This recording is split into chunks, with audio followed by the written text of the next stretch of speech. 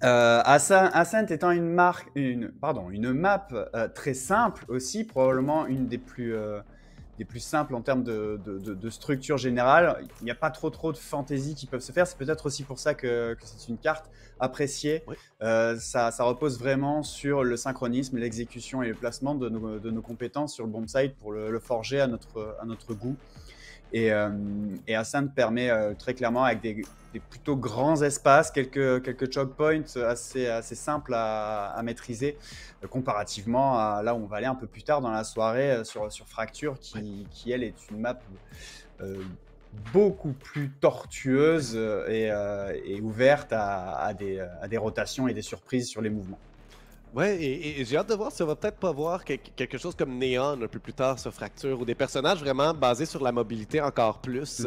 Parce que justement, ça peut être très efficace, comme tu le mentionnes, des rotations. Sur Ascent, ben, on n'a pas vraiment la même chose. Le seul personnage qu'on va voir qui est vraiment basé sur la mobilité principalement, ben, on a Omen du côté de Kunai, qui peut, entre autres, on le sait sur Ascent, passer de A à B avec son ult. C'est très efficace parce que la rotation est plutôt longue pour se rendre jusqu'au fond du site B, là, derrière le boathouse sur le site. Ça prend un certain temps à faire la rotation. Et j'aime bien le Omen du côté de Kunai. On va avoir un Chamber de chacun des deux côtés, ce qui est très représentatif de la méta actuelle. En fait, Chamber est pratiquement pick à 100% des fois, tellement c'est un personnage puissant. Par contre, une Astra aussi du côté d'Ascent. J'aime voir Astra, un personnage du côté des contrôleurs qui est un petit peu moins utilisé, mais qui a quand même un beau kit, j'ai l'impression. Juste qu'il faut être très précis dans l'utilisation pour bien l'utiliser, j'ai l'impression, autre que ses smokes, que ses fumigènes. Mais tout ça va se lancer dans quelques instants, là, alors qu'on va être dans le match. Voilà la buy phase qui est en train de commencer. Je ne suis pas encore, mais je devrais bientôt être capable de charger dans le match. Alors que oui, je regarde probablement un petit décalage ici. Voilà, c'est fait. Je suis là, Alban. Je ne sais pas pourquoi je parlais à voix haute, tout ça pour vous décrire mes petits problèmes techniques, mais on est dans la partie. Et voilà, on est en train de se diriger vers le A à ce que je vois là ici pour la première ronde. Ouais, on a l'air de s'y orienter. On note en termes de composition pour Able, je note surtout énormément de flash entre KO, Phoenix et Omen. On veut vraiment briser les assauts adverses. À voir comment ça va fonctionner. De l'autre côté, c'est un petit peu l'opposé. On a juste un KO. En tout cas, le First Blood va aller dans l'escarcelle de SE Ace, je sais pas trop comment dire son pseudo. Swift qui enchaîne le double kill au niveau du jardin pour instantanément prendre le contrôle de ce bomb site alors que la rotation est enclenchée du côté de Able. Oui, ici, on avait très bien fait du côté de Ace, aller prendre un peu l'information rapide dans le mid, mais là on va se faire prendre. Funny qui va prendre un frag immédiat sur Alex. Le Phoenix qui se fait avoir, on n'aura pas les flashs pour reprendre le site immédiatement. Palaci qui va se faire tuer également. On va pousser le paradis du côté des joueurs de Parabello. Mais c'est réussi. On a pris le site ici. Funny qui va terminer avec un beau 3K. 3 tirs à la tête, je crois, de sa part. Et une prise du site qui a été, ma foi, excessivement rapide. Une fois qu'on a pris le pic là, du côté de la 4 avec Swift, c'est deux pics très rapides. Ouais, Swift qui a fait tout le travail avec sa jet, non seulement par le talent de sa gâchette en faisant une double élimination au niveau de ce jardin, mais ensuite sa smoke one way sur le Heaven qui a permis vraiment d'annihiler toute offensive. On avait deux joueurs qui se ramenaient par ici, ça a été le carnage instantané. Et on va se décider d'aller de l'autre côté, plutôt cette ronde-ci, aller vers le B avec l'avantage des armes sur la deuxième ronde. Et on va voir deux joueurs qui sont au fond, c'est Phoenix et son collègue Fade ici. On va voir ici le Shorty qui va être efficace. On récupère une Phantom. Ça va coûter très cher, ça, peut-être. Alors qu'Alex continue, va lancer la première flash ici. Tente de garder du temps, d'écouler le temps ici. C'est très bien fait. Un deuxième frag également, tire à la tête. On va se donner un petit peu de vie. 3 contre 3. Et le spike est down. On va rater Swift, par contre, qui va être capable d'aller planter la bombe également. Les reprises du site, on a sauvé énormément de temps du côté d'Alex. Fonizzi qui va pousser rapidement. Est-ce qu'on est capable? Caillou contre Caillou. Quel sera le meilleur? C'est Fonizzi. Un deuxième 3K, pas un 6 frag en 2 rondes. Les 4 autres, c'est Swift. Vraiment, du côté de Parabellum, on mise sur ces deux joueurs-là présentement. Oui, on s'est peut-être fait un petit peu transpirer du côté de Parabellum. Là, on était confiant, on avait deux fantômes quand même dès le deuxième round. Et ça a été le premier à tomber. On a été un peu naïf, alors que du côté d'Able, voilà, on l'a joué vraiment au plus reculé tout au fond du bomb site et tenter au shorty le coup de poker. Ça a fonctionné évidemment, décalage au contact, hein, un shorty ça ne pardonne pas. Et on semble y aller un petit peu plus par défaut, comme on va dire souvent. Alors que oui, 4 joueurs sont du côté du B, mais c'est dans le mid que Swift va trouver le premier frag et là va commencer à se diriger vers le marché. Ouais, avec un contrôle map très large hein, de chaque côté et on va passer complètement au milieu pour aller prendre le contrôle de ce marché. Les skills sont envoyés, le double kill de Rimka et Swift ne fera que enfoncer le clou avec la seule élimination de l'autre côté. L'Astra qui est tombée, on a une Jet qui a déjà son ultimate alors que Kaio a lancé le sien pour annihiler toute offensive adverse. C'est tout miracle d'un joueur seul, il ne pourra pas faire grand chose. Kunai qui va finir par jouer avec son même vraiment ici, c'était la première ronde d'armes. Du côté de Parabellum, on avait par contre des très bons kits. Là. La majorité de nos joueurs avaient des Phantoms ou des Vandals, sauf un, je crois, qui avait une Spectre. Donc là, on va être capable non seulement de continuer à acheter, mais de commencer à économiser aussi avec un seul joueur de tomber au combat. Mais cette troisième ronde ici, qui était... Là, économiquement, ça commence à être un sacré problème pour les joueurs d'Able, alors qu'on se retrouve non seulement économisé ici, mais contre une équipe qui commence à amasser des fonds qui vont nous permettre d'avoir au moins 1 ou 2 rondes d'affilée, même si on perd, ce qui nous donne clairement là, de la durabilité dans le temps. Alors qu'ici, bon, on lance beaucoup de choses. Le mur qui va être relancé ici, il y a plein de choses. On va arriver sur le site alors que c'est Kunai qui est seul, qui va faire face à Astra et tout le monde meurt. Watt en trouve 2, Rimka en trouve 2. Et Alex, encore une fois seul de son camp, a trouvé un frag dans cette ronde jusqu'à présent. Ouais, on a énormément de flash, mais on n'a même pas le temps de les envoyer, hein, même si c'était pas les bons opérateurs sur l'assaut en lui-même. Le paranoïa du Omen avait été envoyé très tôt, mais l'attaque n'était pas encore en danger. On était derrière le couloir, tout ce que ça a fait, c'est retarder d'une petite seconde l'assaut. Et évidemment, les rotations n'ont pas le temps, on n'a pas le temps de se mettre en place en défense, et surtout on prend des têtes instantanées. C'est le talent individuel qui finit par faire la différence. Ouais. Et j'ai l'impression qu'il faut peut-être pallier à ce talent individuel-là parce que, ça le dit dans le mot aussi, c'est des individus qui sont seuls souvent. Swift, on l'a rarement vu être accompagné de quelqu'un lorsqu'il va chercher ses frags. Donc, ce serait peut-être de se mettre à 2 ou à 3, d'y aller un petit peu plus, de manière un peu plus dangereuse, comme Phoenix et Kaio sont en train de faire présentement au long A. C'est très bien joué. Je pense que c'est ce qu'il faut faire, essayer d'aller trouver des échanges plus facilement. Et là, Tats va en trouver un, va faire face à Funny. Et seul, par contre, de son côté, on a Kunai de l'autre côté avec Omen qui est en challenge aussi. Rimka va venir le tuer, mais Tats en trouve un deuxième juste au moment où Rimka vient trouver l'échange. Et immédiatement, on est de retour vers le B. Le Spike est en train de se diriger sur Sova. Et Ace qui trouve Watt qui regardait la rotation 3 contre 2. Première fois qu'on a un avantage numérique si tard dans la ronde. Ouais, du côté des Bulls, on a été prudent, on ne s'est pas livré, on n'a pas été naïf. Une défense héroïque au niveau de ce marché. Mais malheureusement, Rimka qui fait cette double élimination dans le dos. Et qui va rendre la tâche bien compliquée pour le Kaio qui est tout seul. Et ce qui va faire tranquillement le chemin depuis le marché, qui est clairement le point le plus ouvert pour un assaut. On prend très rapidement, on va aller faire une première élimination au niveau de ce marché. Enchaîner avec un couteau pour neutraliser. On va aller flasher les coins, mais le décalage de Rise au niveau du couloir va mettre un terme à cette offensive. On finit avec un seul joueur, un petit Sova. Ça fera du dégât économique quand même du côté de Parabellum. Et malgré tout ça, regarde-moi ça, l'achat et l'argent restant chez chacun des joueurs Alban. On a Watt ici qui, oui, a 2200, mais Swift va se faire dropper.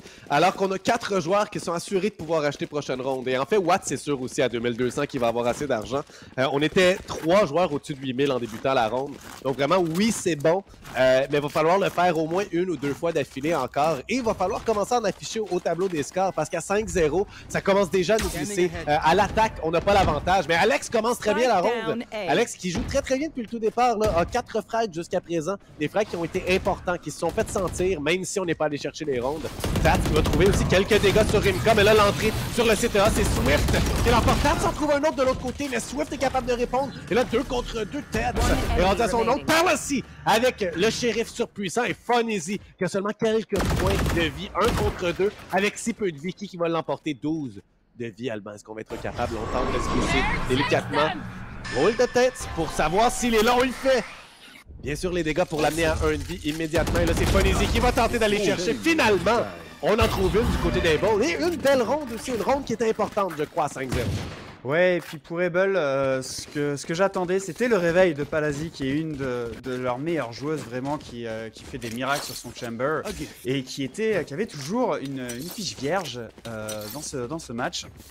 Elle a trouvé 2 très bons kills, tu l'as dit, au début avec son Hunter, et puis ensuite avec ce dernier kill, très important pour Able. Et maintenant que la prime est brisée, il va falloir essayer d'enchaîner ce round qui va être capital pour la suite de ce match. Pour la suite du match d'Able, plus précisément, alors qu'on va tenter d'y aller, mais un gros ult immédiatement lancé, la flash aussi, Tats se fait avoir. Palazzi et Alex jouent un excellent crossfit, parfait. Par contre, Palazzi en trouve un, Alex trouve l'autre, et on n'a toujours pas échangé le Palazzi sur Chamber, donc 3 contre 3. Alex s'est fait tuer malheureusement, mais au moins en ayant trouvé le frag, le spike sera planté alors que le 3 contre 2 est lancé. Ouais, 3 contre 2, on a nos 3 ultimates, mais pas forcément grand chose de vraiment significatif, hormis celui de KO qui vient d'être claqué. Ouais, le double kill de Revenge instantanément, et Rimka qui va finir le travail seul survivant, mais le point ira encore dans l'escarcelle de Parabellum. Ouais, et vraiment ici, le positionnement de Parabellum était parfait. On a la fumigène d'Astra qui est posée du côté du CT, du point d'apparition des défenseurs. Et on décide d'aller de l'autre côté parce qu'on sait bien que les deux autres joueurs, on se doute que les joueurs vont arriver du marché ou du CT. Et on décide d'y aller à 2 du même côté, là, dans les escaliers. Et je crois que c'était une excellente idée. C'est ça qui nous a permis de surprendre et finalement de faire l'échange au final. Donc vraiment... Parabellum qui joue la défense parfaite ici contre la reprise du site. Ouais, on contre tout simplement la masse de flash par des très bons positionnements de smoke qu'on exploite aussitôt. Alors que Palazzi avec son tour de force qui va éliminer Swift, le push également du Phoenix d'Alex sur le short A sur le short B pardon, qui va aussi faire la différence. Watt va un petit peu rééquilibrer les scores avec ce KO qui était positionné avec un pistol très haut mais n'a pas réussi à surprendre son adversaire. Tout de même un tir à la tête, mais avec le Ghost, ça va pas tuer directement. 45 de vie du côté de Watt, qui tout de même est un gros morceau. Étant aussi les seuls fumigènes de son équipe, il se doit de rester en vie plus longtemps. Alors qu'ici, on va envoyer un mur également pour venir prendre. Mur qui a été acquéri très rapidement. Je réalise, on l'a utilisé il y a 2 rondes, je crois. Alors que Watt est allé avec un 3K dans la dernière ronde. Et là, on est en train de reprendre le site encore une fois. 3 contre 3, on en trouve un. Rise va trouver le ult. Trouve tout ça. Et là, on prend le site. Le ult qui va être rappelé par Fonizzi aussi qui est par terre. Ça permet à Tats d'aller en prendre un. Va se faire avoir. Et là, on reprend le site. Watt qui trouve tout le monde. Sous le paradis. 3 frags pour terminer la ronde avec seulement 10 de vie. 1 contre 3. Quelle belle manœuvre de sa part. Je crois que Tats va s'en vouloir. Elle avait l'information précise du positionnement de Watt. Et d'autant plus que Watt était vraiment à poil. Il lui restait peut-être 15 ou 20 points de vie. Et malheureusement, il a été la détente la plus rapide. L'Astra qui a fait toute la différence sur ce round-là. Et là, hop, sur Palazzi, encore une fois, on l'a vu au tour de force, justement, elle est allée chercher quelques frags très importants qui, malheureusement, ne sont pas permis de gagner la ronde. Oh, alors que c'est Watt qui va très rapidement. Le ult de Sova, Tats qui attend de pied ferme Swift.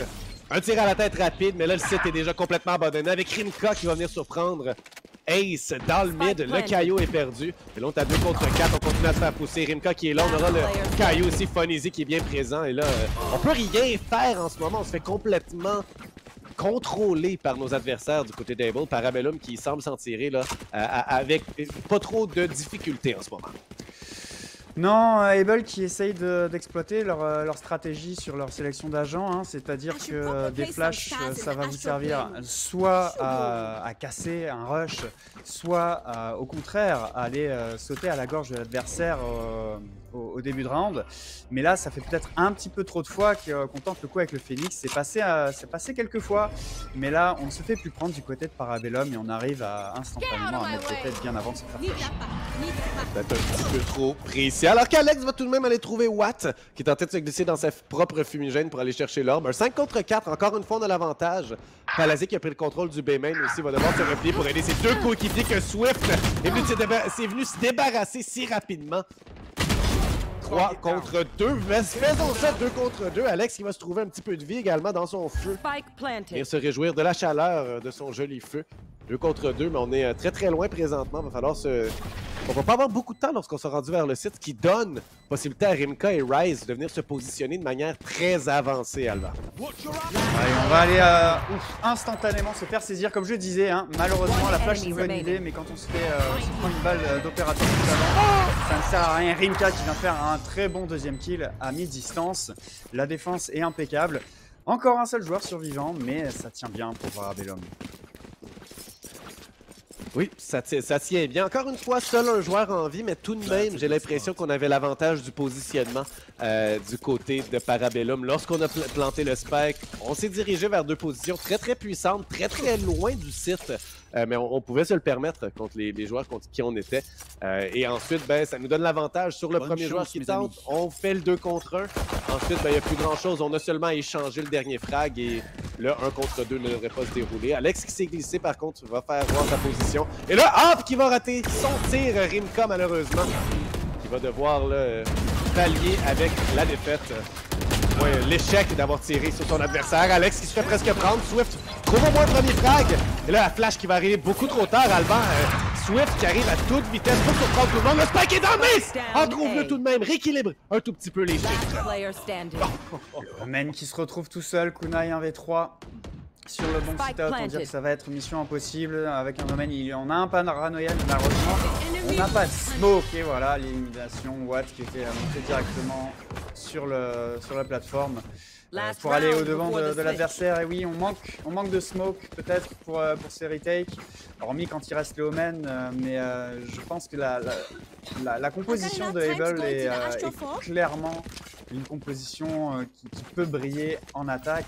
Car en défense, surtout avec des joueurs qui vous sautent à la gorge comme ça, le nombre de flashs qu'on a vu partir trop tard parce que l'adversaire ne en laisse tout simplement pas le temps. Le Phoenix notamment, qui a lancé sa boule de feu pour se soigner, a voulu préparer son claquement de doigts et qui s'est retrouvé tout simplement pris de vitesse par l'agressivité de l'attaque. Effectivement, alors que le ult ici de Fade du côté des Bulls va être très très bon, on s'y attendra pas. Palassi va aller tuer son homologue de l'autre côté. Il n'y aura plus de Chamber, 5 contre 4. Le mur qui va durer très longtemps va nous permettre de planter le spike après avoir été très patient sur la prise du site. On est allé chercher chacun des angles. On va prendre l'information par contre au milieu du site, l'Omen. Palassi qui arrive dans le dos alors que Swift, tant bien que mal, trouve un frag. Palassi, 3K de son côté alors qu'il est en train de faire le flanc. La manœuvre ici de la road de son côté qui est très bien effectuée. Folizy devrait se faire prendre, mais Katz arrive un peu trop tard et va le manquer. Et là, ici, 1 contre 2. Est-ce qu'on va être capable de le revivre? Je ne crois pas. Non, c'est ça. Ce ne sera pas faisable. Et après, le petit son qu'on aura fait pour tenter de le prendre, de le revivre, ben, Fonizy va simplement en profiter pour aller détruire le dernier joueur. Dernière ronde, 11-1. Parabellum qui ne laisse aucune chance de respirer à Able aussi, j'ai l'impression. Tu l'as mentionné, on pousse plus vite que les flashs peuvent arriver souvent. Et c'est pas juste une histoire de timing du côté d'Able, c'est aussi parce qu'on pousse excessivement agressivement chez Parabellum. Oui, et puis ce qu'on voit souvent sur Valorant, c'est une défense sur les talons, sur le recouloir, qui plutôt que de se donner et de trade, on va parfois laisser le bomb site. Quand on voit que les utilitaires lâchés sont beaucoup trop forts pour tenir le site, on va se reculer, on va attendre les partenaires et on va jouer la reprise du bomb site. C'est ce qu'a fait Able cette fois-ci, surtout qu'on a attaqué sur les 3 angles, on avait les tirs croisés, on avait les informations, mais là c'est une fois de plus la vitesse de tir qui a primé chez Parabellum. On est parti sur un gros assaut en B instantanément. Ouais. Tats qui va trade Funnies également de son côté. On voit l'élimination de Ryze. Pour l'instant, la défense qui tient bon. Funnies qui trouve encore un bon kill. Et c'est une défense qui tient impeccablement sur un assaut bien trop faiblard. Effectivement, il n'est pas allé avec assez de hargne, j'ai l'impression. Lorsqu'on est rentré sur le lane, c'est un point dans lequel il ne faut pas rester. C'est un choke point qui est très très dangereux. Cette fameuse lane où on doit sauter sur le site. Et j'ai l'impression qu'on a pris trop de temps dans cette section-là de la carte, justement. Il aurait fallu simplement y aller à cœur, avec toute son énergie, parce que j'oublie l'expression que je voulais dire, avec toute son énergie, juste passer sur le site et là, essayer de faire quelque chose. On a donné l'opportunité à nos adversaires de venir nous chercher dans le dos du côté du marché. Et là, regarde-moi ça, dans le mid, on est allé prendre tout le contrôle, on sait que ça s'en va au A, et ce sera un 5 contre 5 sur la prise du site directement. On peut terminer directement. Watt qui fait les bons pré-shoots à travers sa propre smoke.